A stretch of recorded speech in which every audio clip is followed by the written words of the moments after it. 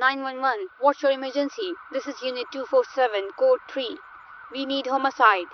And CSU to Interstate 5, mission. Viejo Interchange. We have got a body. Can you describe the situation? Male victim. Appears military, found in passenger seat of a white Toyota. Suspect in custody, but there is something else. You better get detectives out here fast. We are finding photos. Some kind of list. May 14, 1983.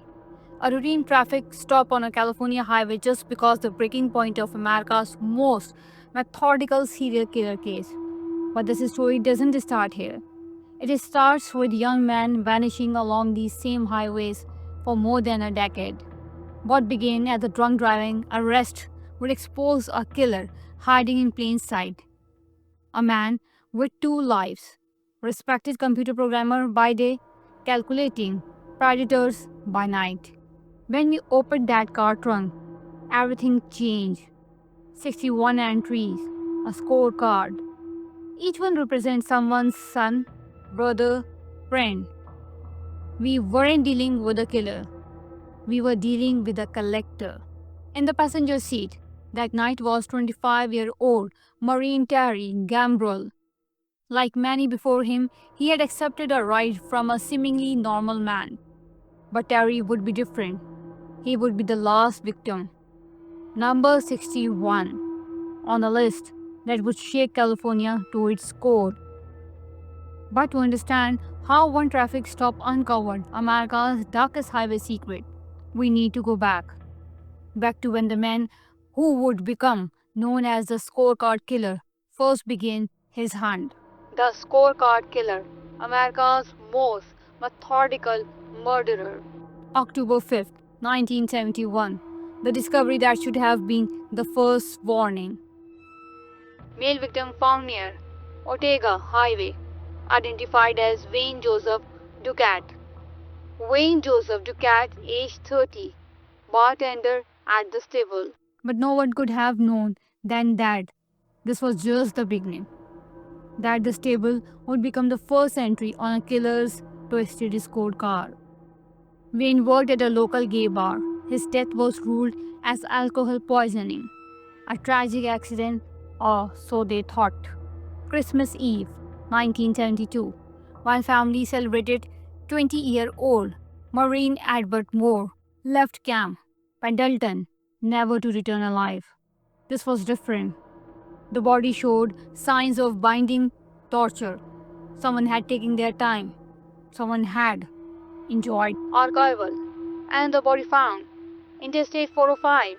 Similar characteristics. Within months, more victims appeared. Each one follows a patron, young men, mostly Marines or hitchhikers, all found near California's sprawling highways. These highways became hunting grounds.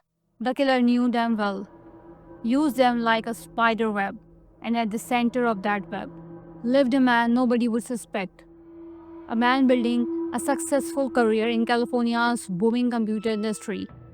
Randy Croft was hiding in plain sight, and his game was just beginning. By 1973, the body count was rising. But the worst part, police didn't even know they were looking for a serial killer. Not yet. Long Beach, California, 1945. The birth of a boy who would grow up to become one of America's most prolific serial killers. But Randy Croft's childhood showed no signs of what was to come. He was different, incredibly smart, always at the top of his class. Nobody would have guessed. A gifted student, class president material, but beneath the perfect grades and winning smile, something was stirring. 1963, Croft enters college. His transformation begins. The conservative Republican becomes a radical Democrat. The quiet student becomes a bartender at gay bars. A double life taking shape. 1968, the Air Force, another mask, another role to play, but this one wouldn't last. He was discharged for being gay. Back then, that's all it took. Maybe that rejection was the trigger. January 24, 1975, homicide detectives from 4 California countries gathered in one room. On the wall, photos of 14 dead young men, all with terrifying similarities. These victims aren't random. Look at the precision, the ritual. He is perfecting his technique. The pattern was chilling, young men mostly military, all found near highways. Many showed signs of. What made this killer unique was his methodology: drugs, alcohol, torture. But most disturbing was the attention to detail. This wasn't rage, this was collection. As files spread through military bases, another pattern emerged. Socks found in specific positions, ligature marks matching particular knots, and always the highways. We warned our men, don't hitchhike, don't accept ride, but they kept disappearing. Meanwhile, at a bustling computer firm, Randy Kraft was earning praise. Employee of the month, perfect attendance, perfect cover. He was normal, brilliant even, stayed late at work, always willing to help. How could we have known? But his late nights at work hid a darker truth. Each business trip aligned with murders in different states: Oregon, Michigan, California. A deadly patron hidden in plain sight. It wasn't just the murders, it was the travel logs, the gas receipts. Every kill is meticulously planned. He treated murder like a business. And the body found matches patron, young Marine. One drunk driver, one routine traffic stop. That's all it took for Randy Kraft's carefully constructed world to crumble. The man in handcuffs that night lived two lives: computer programmer, boy next door, honor student turned tech expert, but behind that mask. This wasn't just murder, this was programming. Each kill methodically planned, each victim carefully selected. He approached murder like he approached his work, with precision. Even with a dead Marine beside him, he was calm, like being pulled over was just an inconvenience. That's what stays with me. How normal he seemed.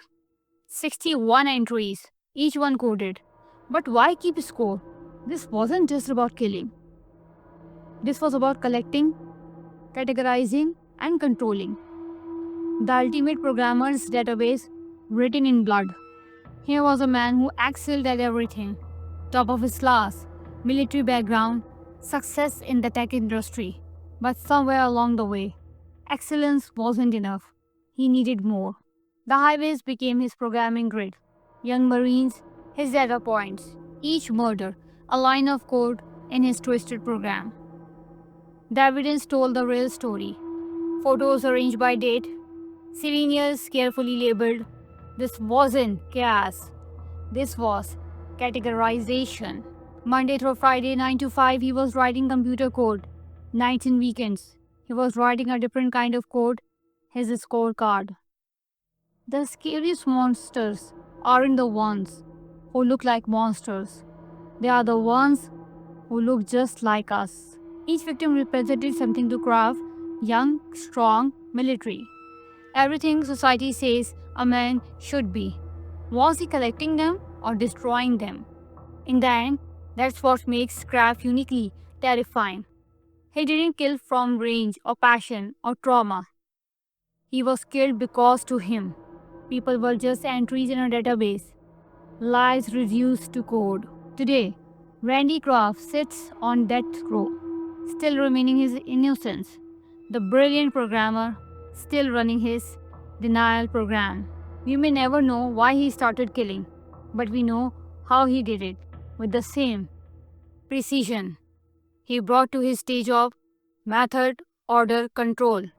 In the end, California's highways held America's darkest secret: a killer who turned murder into a programming language and human lives into data points in his own twisted database. If everyone ever deserved the death penalty, he is caught it coming. The truly frightening thing: there might be another Randy Kraft out there right now, working next to you, living next door, programming by day, hunting by night.